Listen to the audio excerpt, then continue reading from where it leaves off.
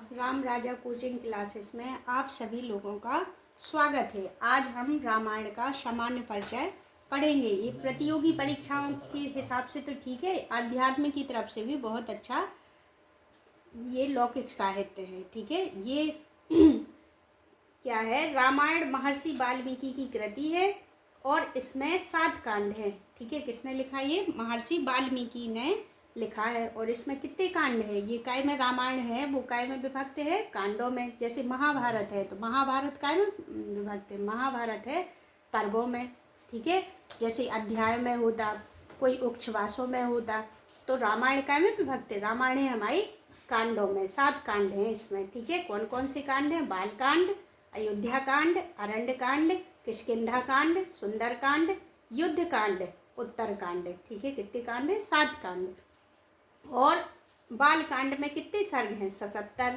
अयोध्या कांड में 119 सर्ग और अरण्य कांड में 75, किष्किंधा कांड में 67 और सुंदर कांड में 68, युद्ध कांड में 128 और उत्तर कांड में है 111 सर्ग। सर्ग का मतलब होता है जैसे अपने गणित में एक अध्याय में कई प्रश्नावली होती, उसी प्रकार इसके एक कांड में कितने सर्ग हैं? जैसे बाल कांड में है 77 सर्ग। सबसे बड़ा कांड कौन सा है? हमारा युद्ध कांड। ठीक है, इसमें कितने सर्ग है? 128 सर्ग। कितने सर्ग है? 128 सर्ग। परीक्षा में आ जाए कि सबसे छोटा सर्ग कौन सा है? सबसे छोटा सर्ग है हमारा किष्किंधा कांड।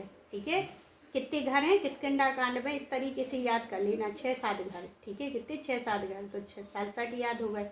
सबसे छोटा कांड है हमारा किष्किंधा कांड और सबसे बड़ा कांड है हमारा युद्ध कांड। ठीक है, इसमें लगभग कितने सर्ग हैं? 500 सर्ग बताना है। कितने? 500 सर्ग। कोई कोई कहते इन्हें जब पूरी गिनती करेंगे तो 645 सर्ग, लेकिन इसमें जो एग्जैक्ट अपन लगभग लगा के कह देते कि भैया 500 सर्ग हैं। ठीक है, आर्ष काव्य, इसी को आर्ष काव्य और आदि काव्य कहा जाता है। यह काव्य सबसे पहले लिखा गया था, इसलिए इसे आर्ष काव्य और आदि काव्य कहा जाता। जो महर्षि वाल्मीकि हैं वो अनुष्टुप छंद के प्रणेता माने जाते। काहे के? अनुष्टुप छंद के प्रणेता माने जाते। इसमें 24,000 श्लोक हैं। कितने श्लोक हैं? 24,000 श्लोक हैं। अतः इसे चतुर्विंशति सहस्त्री संहिता भी कहते हैं। जो संहिता शब्द होता, यह संहिता शब्द बहुत ही पावन शब्द होता। जैसे अपने वेदों में लगा रहता है ऋग्वेद संहिता, यजुर्वेद संहिता, अथर्ववेद संहिता। जो संहिता शब्द है वो बहुत ही पावन शब्द है, इसलिए इसमें संहिता शब्द लगाते हैं। जैसे अपना महाभारत हो गया। ठीक है, महाभारत संहिता। सत संहिता, उसको क्या कहते? सत संहिता, क्योंकि उसमें 1,00,000 श्लोक है, इसलिए उसे सत संहिता कहते हैं। और हमारी रामायण में 24,000 श्लोक हैं, इसलिए इसे चतुर्विंशति सहस्त्री संहिता भी कहते हैं। रामायण में मुख्यतः अनुष्टुप श्लोक छंद हैं। ठीक है, ये कैसे है? पद्यात्मक है। गायत्री मंत्र में 24 वर्ण होते हैं, अतः यह मान्यता है कि इसको आधार मानकर रामायण में 24,000 श्लोक लिखे गए। जहाँ से एक वर्ण शुरू होता वहीं से 1,000 के बाद दूसरा अक्षर शुरू हो जाता। प्रत्येक 1,000 श्लोक के बाद गायत्री मंत्र के नए वर्ण से नया श्लोक प्रारंभ होता है। ठीक है, तो इसमें जहाँ 1,000 होता उसके बाद अपन नया वर्ण उठा लेते, उसके बाद अपना नया श्लोक शुरू हो जाता है। संस्कृत साहित्य में इतिहास संज्ञक को 2 ग्रंथ प्राप्त होते हैं। नंबर 1 रामायण और दूसरा होता हमारा महाभारत। ठीक है, रामायण और महाभारत दोनों महाकाव्य के रूप में प्रसिद्ध हैं। ठीक है, कैसे हैं? रामायण और महाभारत दोनों ही क्या है? महाकाव्य।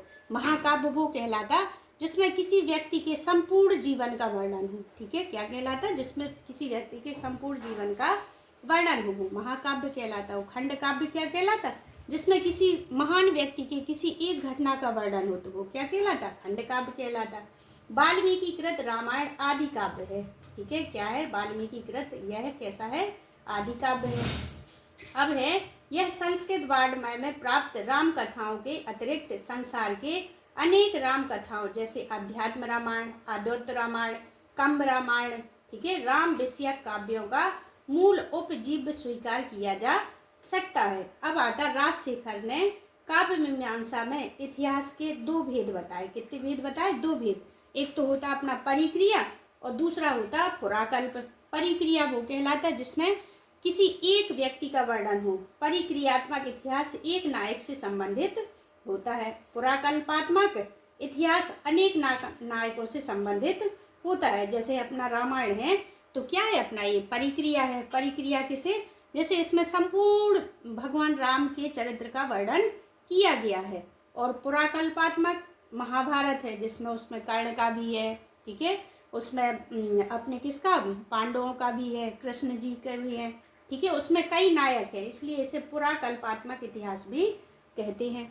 अब आता है इस प्रकार रामायण केवल एक नायक विषयक होने के कारण परिक्रियात्मक इतिहास स्वीकार किया जा सकता है। महाभारत में अनेक नायक विषयक कथाओं होने से उसे पुराकल्पात्मक इतिहास माना जाना चाहिए। मानते ही अपन लोग। वेदों के बाद सर्वप्रथम अनुष्ठुप छंद वाणी का प्रवर्तन आदि काव्य रामायण में ही हुआ है। सब पहले हुआ हमारे वेदों में, वेदों के तुरंत बाद हमारे रामायण में हुआ।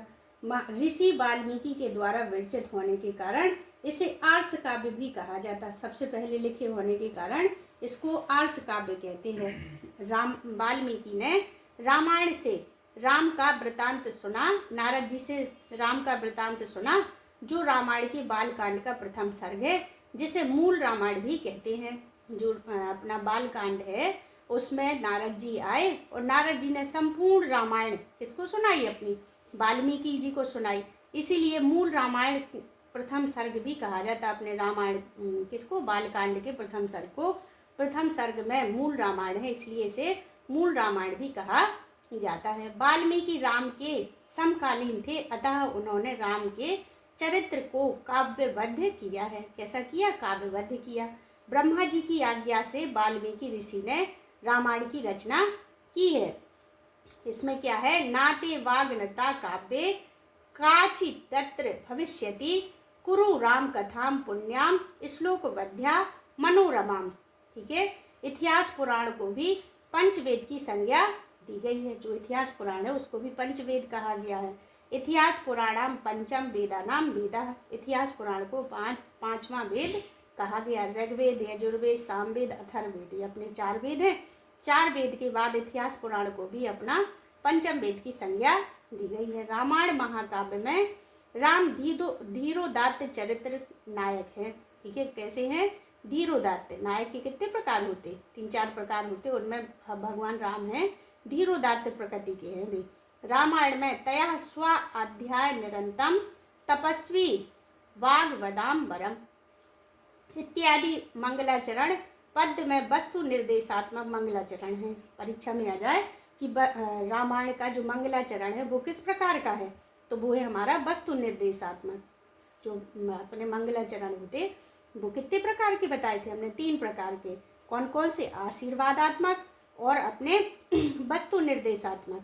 ठीक है, और सर्गांत में छंद परिवर्तन की परंपरा का निर्वाह रामायण में सर्वत्र किया गया है। रामायण में प्रायः सभी रसों का वर्णन आया है, परंतु करुण रस प्रधान है। ठीक है, जब युद्ध हुआ तो कौन सा रस था, वीर रस। ठीक है, जब रामचंद्र जी की शादी हुई तो कौन सा रस था, श्रृंगार रस। इस प्रकार सभी रसों का प्रयोग हुआ, लेकिन जो रामायण का मूल प्रधान रस है वो कैसा है, करुण रस। ठीक है, करुण रस इसलिए है कि जब कोई काव्य खत्म हो और अंत में जौन सी घटना वर्णित हो उसी के अनुसार उसका रस माना जाता है। जैसे अंत में क्या हुआ, सीता जी का पृथ्वी में निवास हो गया, तो उधर पर क्या थे, अपने लव कुश कैसे थे, बहुत ज़्यादा उसमें थे शोकाकुल, तो इसलिए इसमें कौन सा रस है, करुण रस।